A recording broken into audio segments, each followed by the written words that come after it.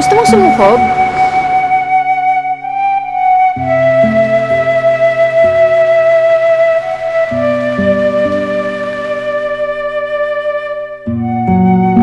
Nathan, 100% Chinese ako. Hindi dapat ako na-inlove sa'yo eh.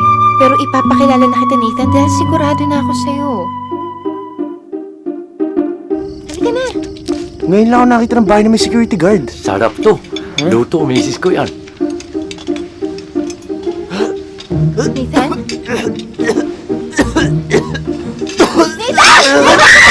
Ano nangyari? Oh, Charity! Allergic ako sa hipo ng mama mo!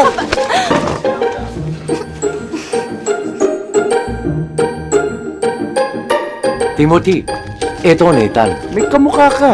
Felix yan? Yung sikat na singer sa Singapore? Ako rin yun. Ikaw, what do you do?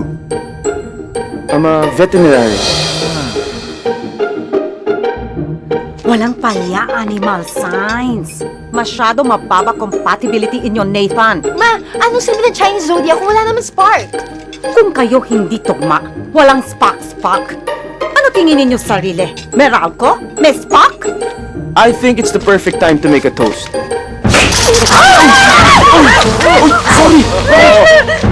Ako na lang po maghahatid sa inyo. Ikaw?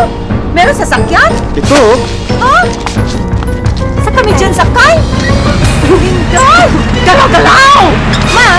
Ah! Taxi!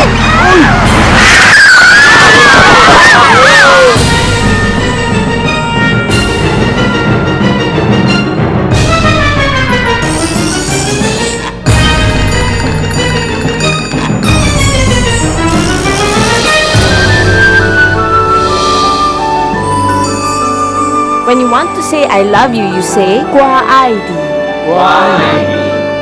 Tosha. Nag-aaral ho siya mag-Chinese. Di si Evin Piakbuet. Aso? Iligyon ikaw! Siguro kahit anong gawin ko, hindi na ako matatanggap ng pamilyang yun. Minsan lang dating pakibig, pakito hanap mo, huwag mo pakawala. Basta pag kailangan mo ako, nandito lang ako. Nakita ko, ang sweet-sweet nyo. Ano ba pinagsasabi mo? Nagsiselos ka ba? Charity hindi umaalis sa akin na magselos. Malalim lang ang history niyo ni Timothy. Eh tayo! Nathan!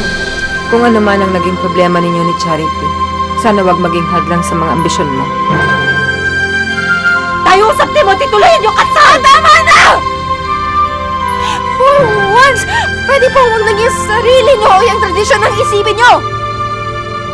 Dali na po! Ano ikaw gawa dito, ha? Alam ko ayaw niyo sa akin dahil hindi ako Chinese. Kayo hindi pwede, Charity. Kayo ibang mundo. Mahal ko siya. Ikaw huli na. Payag na Charity pa kasal, Timothy. My heart has a mind.